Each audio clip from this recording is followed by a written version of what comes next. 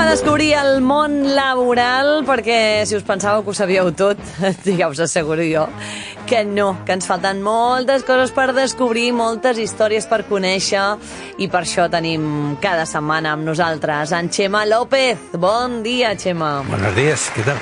Molt bé, molt bé.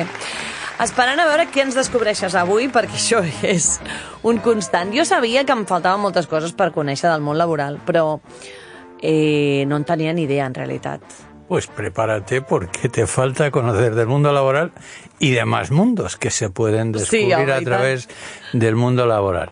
Pero bueno, esta semana es muy positiva, nos vienen cosas muy interesantes y básicamente de noticias que se han producido, pero como una metralleta, una después de otra, que la verdad todas tienen su parte conocida y su parte por conocer.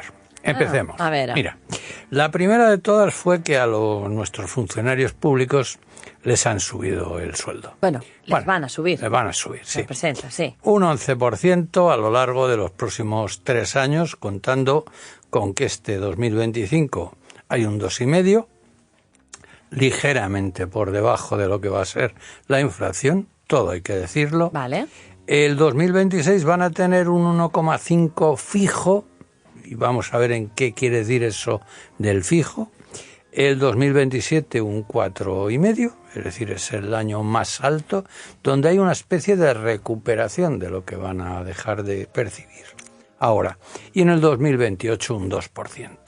En total un 11%, no está mal, pero lo más importante no está en el tema económico. Lo más importante para mí es que se han afrontado en este acuerdo una serie de temas tremendamente interesantes. Por ejemplo, pues la formación a través de un plan de competencias digitales, que yo creo que va a ser muy interesante porque no solamente el efecto que tenga en los grandes ministerios, sino el efecto en cascada que pueda tener en otras administraciones que no tengan esta sensibilidad, que no tengan medios, o que los equipos de gestión, que son normalmente los equipos políticos, concejales y demás, pues no tengan la sensibilidad por ir hacia avances nuevos, hacia cosas que se necesitan. España, en mi opinión, tiene un déficit de digitalización y, por lo tanto, todo lo que venga en este sentido será positivo. Que se haga desde arriba, para mí es un hecho importante y bueno. Al mismo tiempo van a crear un observatorio del empleo público, es decir, se van a mirar qué perfiles se necesitan en la administración de todos.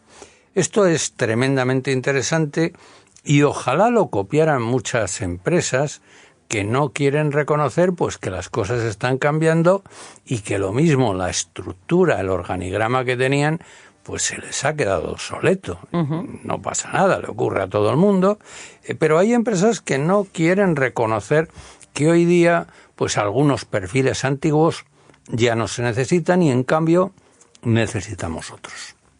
Bueno, es importante decir que este acuerdo ha sido firmado por 2 centrales sindicales, UGT y CESIF, mientras que Comisiones Obreras no lo ha suscrito, alegando que hay incumplimientos pues de promociones, de competencias salariales. Es decir, hay una parte en la postura de comisiones muy económica, mientras que yo creo que UGT y CESIF se han dado cuenta de que hay más en este proyecto, que lo económico no es lo más importante en el mundo donde estamos entrando.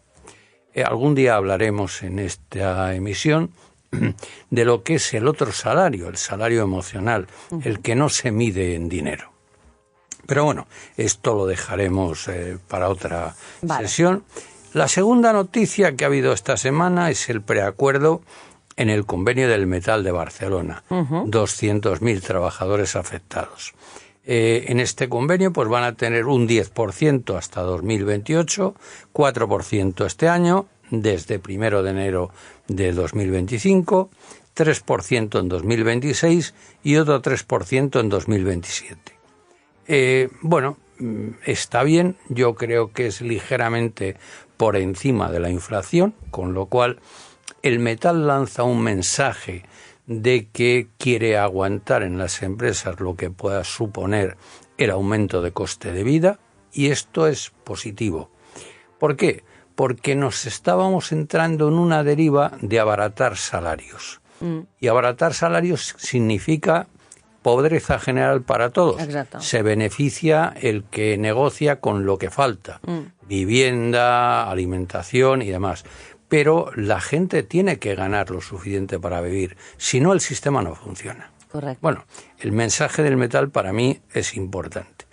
También hay otro mensaje. Han pactado 8 horas de reducción en el 2027. Es decir, en el 2027 se van a alcanzar las 38,1 horas de trabajo semanal.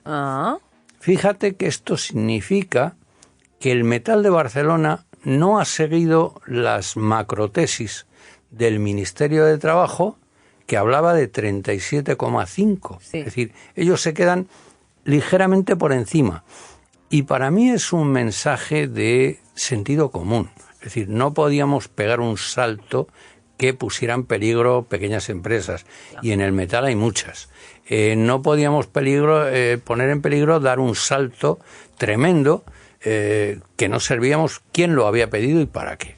El metal yo creo que ha hecho un ejercicio de sentido común, de sencillez, de ir bajando la jornada. Esto ya te dije en otro programa que era impepinable, sí. Se iba a producir, pero realmente se va a hacer modulándolo conforme a las necesidades que tienen las empresas. Vale. No romper la baraja para nadie.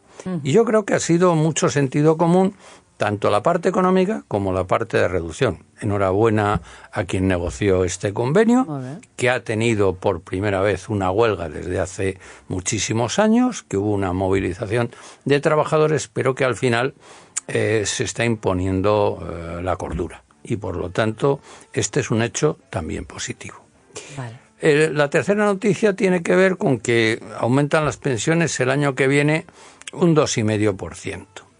Y aquí yo creo que lo importante es señalar, contra lo que dicen las grandes mentes, que el gran debate no es si las pensiones tienen que salir insuflando nuevos trabajadores, trayéndolos de donde sea. Això diuen, sí. Pero estos son los pensamientos de los grandes cerebros, el director del Banco España, o como se quiera llamar, que a mí me da la impresión que estos grandes cerebros realmente de grandes no tienen nada. Lo digo con toda la sencillez del mundo. Pero las pensiones desde hace tiempo no las marcan el número de trabajadores para pagar los que están en activo a los que ya se han jubilado. Hay otra economía, la de los robots, la del comercio, la de la hostelería, que no funciona en base al trabajo que hacen las personas que se dedican a ello, que se negocia en base pues a la cultura, los restaurantes, el ambiente, las playas, las nuevas tecnologías, y esto tiene poco que ver con las personas que trabajan en ese sector, tiene que ver con otros condicionantes. Claro. En los países más avanzados las pensiones se están regulando a través de la inversión de los fondos de pensiones. En España, si queremos hacerlo bien, tendremos que basarnos en lo que gana el país, no en lo que perciben solamente los trabajadores. Por lo tanto, mi opinión es que hay que sacar las pensiones de los impuestos que todos pagamos, de los beneficios que tiene la banca o que tienen los grandes tenedores de viviendas, etcétera, etcétera. Sí. Pero no de los inmigrantes que vengan a recoger la fresa en Huelva. Porque con estos no va a haber pensiones, digámoslo claro. Entonces, en una época donde estamos reduciendo el número de puestos de trabajo bonitos, fuertes, bien pagados, no se puede pretender que las pensiones salgan de los salarios más bajos que hay. Es que nunca llegaremos a solucionar el tema. Por lo tanto, estas opiniones de estos grandes señores que dicen que necesitamos importar mano de obra, traer no sé cuántos millones de migrantes y demás, pues la verdad es que es que no podemos. Y no es por una cuestión de decir usted es un xenófobo, no quiere que vengan, no, perdón. Pero es que si viene más gente aquí necesitamos escuelas, hospitales, viviendas. Y si no las tenemos ya para la gente que hay aquí, Claro. pues hombre, se puede ser muy solidario, pero vamos a liar un Cristo como Dios, como traigamos más gente sin tener los servicios mínimos. Y los servicios mínimos no pueden salir de las cotizaciones de los trabajadores, con todos mis respetos. Entonces, ese es el mensaje. A los jubilados pues les van a aumentar un 2,7%. Por suerte se sacó la ley en la cual se actualizaba conforme al IPC y no por el designio de cualquier gobernante, en cuyo caso íbamos a estar fastidiados, como siguiéramos utilizando lo que utilizaba el PP en sus buenas épocas, estaríamos jodidos todos, ¿eh?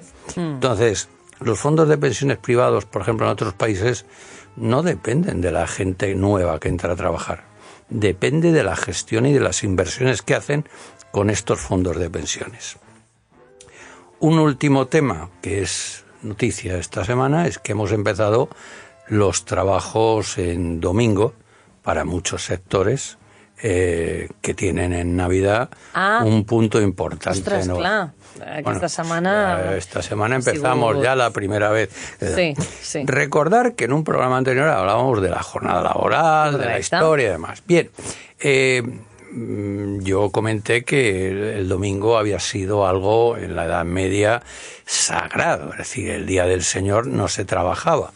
Cuando empezó la Revolución Industrial, pues muchas fábricas, el cristianismo lo dejaron en el arcón y se pusieron a trabajar también los domingos. Y cuando empezaron las fábricas, pues también empezaron de alguna manera los comercios a dar servicios. Con lo cual se lió un potaje impresionante porque había gente, agricultores sobre todo, que el día de descanso lo mantenían.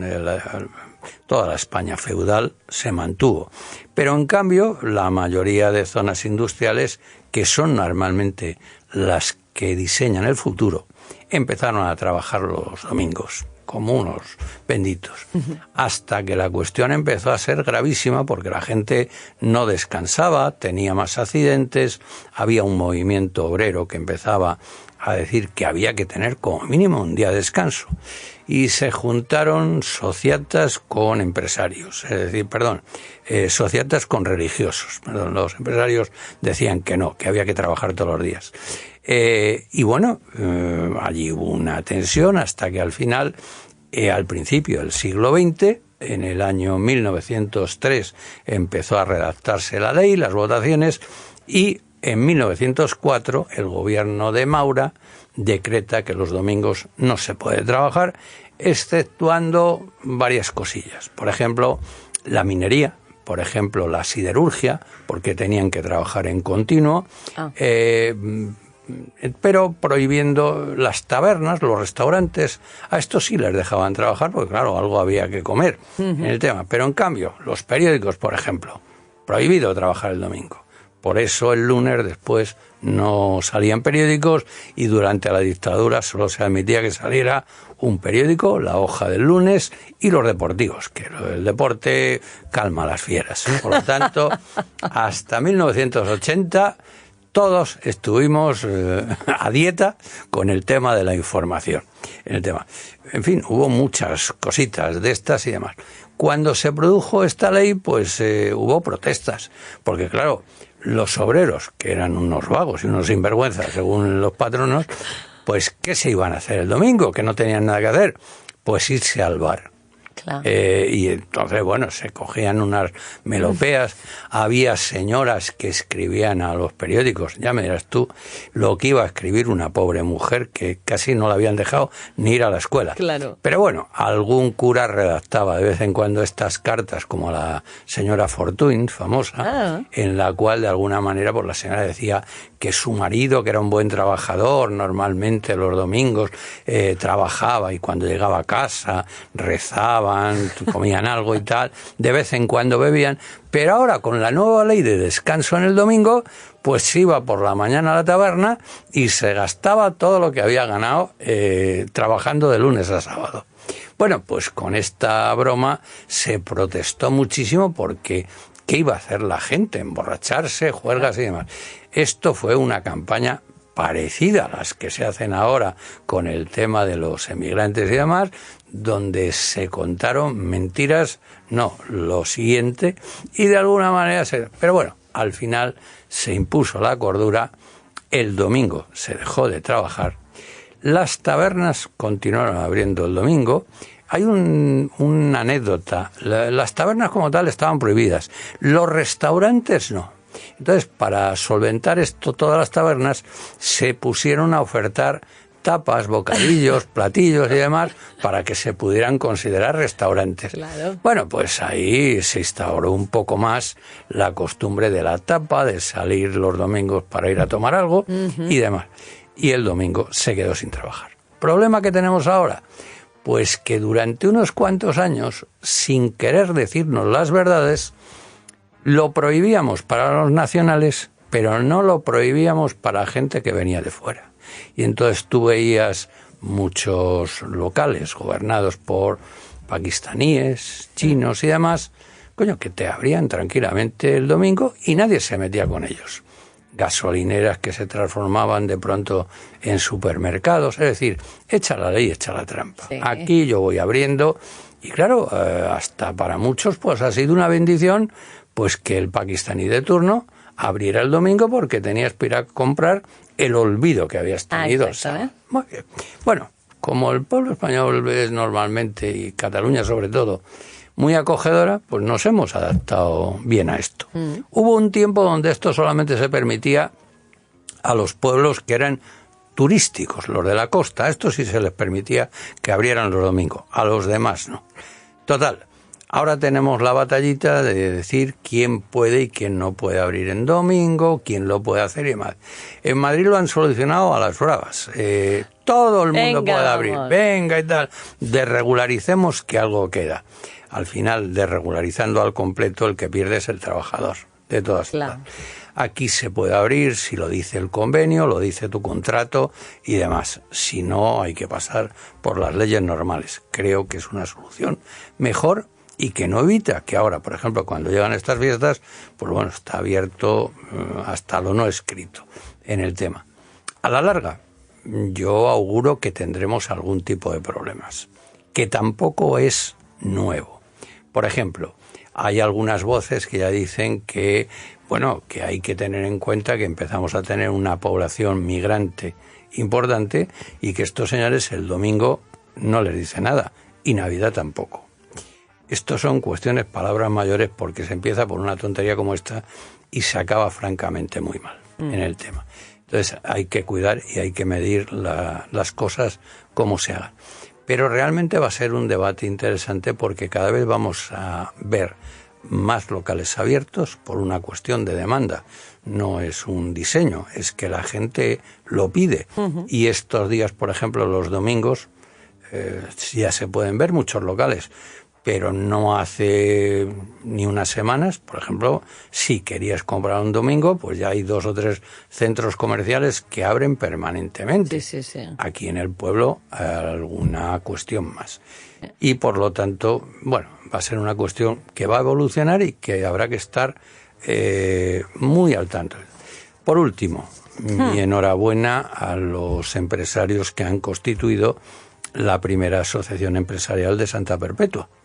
Viene en el informativo, lo recogemos aquí también para decirles que muchos ánimos, que esperamos que crezca mucho y que su tarea seguro que va a ser tremendamente positiva.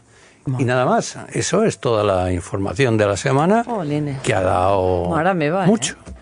Moltíssim. I a més, molta gent... Bueno, són notícies que ens toquen a molts. Sí. Tinc un dubte. Ja sé que ens queda molt poc temps, però a veure si m'ho pots resoldre. Igual que les pensions has dit que ja està establert que cada any es pugen l'IPC, els sous també és així? No, los sueldos crecerán siempre en 2 niveles. Uno, el salario mínimo lo dicta el gobierno por decreto en el tema y los salarios dependen del convenio en el que estén afectados, el cual marca cuál es el crecimiento que van a tener para el año que viene. Entesos, val. Resolt, doncs, perfecte. No, perquè en el cas d'aquests dos col·lectius, no?, de funcionaris i del metall, que ja tenen aquestes pujades acordades de cara al 2028, clar, pot, el que tu deies, no?, pot anar per sobre o per sota de l'IPC. Això bueno, serà així, és una mica jugar-se-la. Mira, los convenios normalmente, para evitar toda la tensión de la negociación y demás, normalmente se negocian por varios años. A veces ocurre que en un año las partes acuerdan de que esté por debajo del IPC, pero lo compensan al año siguiente. Exacte. Aquí, en el caso del metal, por ejemplo, hay un año que sube un 4 y pico %. Sí, están compensando en el tema. Exacte. Normalmente es una fase de negociación, que se admite y demás. Lo normal es que además introduzcan una cláusula de salvaguarda. Es decir, si el convenio ha subido un 2 y luego el IPC sube un 2,5, normalmente los convenios recogen una cláusula para rectificar este tipo de desviaciones. Val, entesos. Molt bé, doncs aclarit, ja veieu que si teniu qualsevol dubte podeu fer-li la consulta aquí en directe al Xema, que obrim línies quan hi és ell, i si teniu qualsevol consulta, qüestió que us preocupi sobre el món laboral, doncs feu-li la consulta aquí en directe al Xema López, que és el nostre expert en món laboral que ens visita cada dilluns. Xema, setmana que ve festa, Sí. 8 de desembre. Hombre, para los que somos ligeramente ateos, no podemos dejar de celebrar la Purísima. Exactament, doncs ens veiem d'aquí 15 dies. Molt bé. Que vagi molt bé, gràcies, Xema. Hasta ahora. Adéu.